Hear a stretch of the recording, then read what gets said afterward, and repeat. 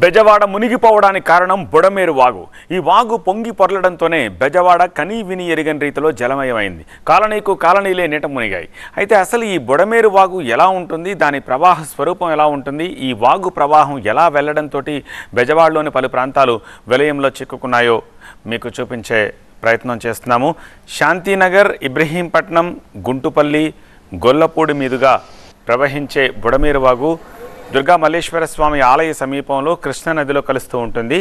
అయితే కృష్ణానది ప్రవాహ తీవ్రత ఎక్కువగా ఉండడంతో బుడమేరు వాగు వెనక్కి తన్నుతోంది. దాంతో గొల్లపూడి దగ్గర బుడమేరు వాగు ప్రవాహం భవానీపురం మీదుగా సాగుతోంది.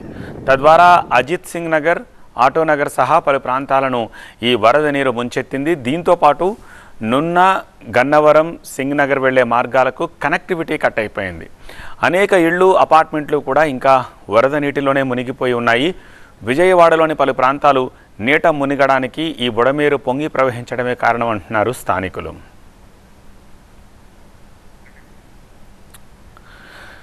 ఎగువన కురుస్తోన్న భారీ వర్షాలతోటి కృష్ణానది ఉధృతంగా ప్రవహిస్తోంది. అటు వెలగలేరు, బుడమేరు కూడా ప్రమాదకర స్థాయిలో ప్రవహిస్తున్నాయి. 30 ఏళ్ల తర్వాత బుడమేరు ఉప్పొంగడంతో ఈ పరిస్థితి నెలకొంది. అయితే బుడమేరు వరద నీరు కృష్ణానదిలో కలిస్తే ఈ సమస్య ఉండేది కాదు. విజయవాడలో కృష్ణానదిలో కలిసే సంగమం దగ్గర వెనక్కి ప్రవహిస్తుండటంతో వరద నీరు పోటెత్తుతోంది. ఈ వాటర్ వెళ్లడానికి మార్గం లేకపోవడంతో పలు కాలనీలు జలమయమయ్యాయి. ఇక కృష్ణమ్మ ఉగ్రరూపం చల్లారితే బుడమేరు తిరిగి సవ్య దిశలో ప్రవహిస్తుంది. అప్పుడు వరద నీరు తిరిగి కృష్ణానదిలో కలిసే అవకాశం ఉందని నిపుణులు చెప్తున్నారు. బుడమేరు ప్రాంతం పూర్తిగా ఆక్రమించి నిర్మాణాలు చేపట్టారు. 2005లో చేపట్టిన బుడమేరు డైవర్షన్ పనులు పూర్తిగా అటకెక్కాయి. బుడమేరు ప్రవాహం విజయవాడ నగరంలోకి రాకుండా ఏర్పాటు చేసిన కరకట్టను 2008 నుంచి పూర్తిగా ధ్వంసం చేసి ఇళ్ల నిర్మాణం చేపట్టారు. ఈ కరకట్ట ఇప్పుడు ఆనవాళ్లు కూడా లేవు. కాలనీలకు కాలనీలను విస్తరించారు. ఆక్రమణలతో విజయవాడలో జల ప్రవాహానికి తగిన దారి లేకుండా పోయింది.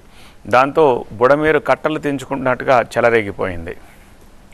మరోవైపు భారీ వర్షాలతోటి ఇబ్రహీంపట్నం మండలం తలప్రోలు వద్ద బుడమేరుకు గండి పడిందని సమాచారం.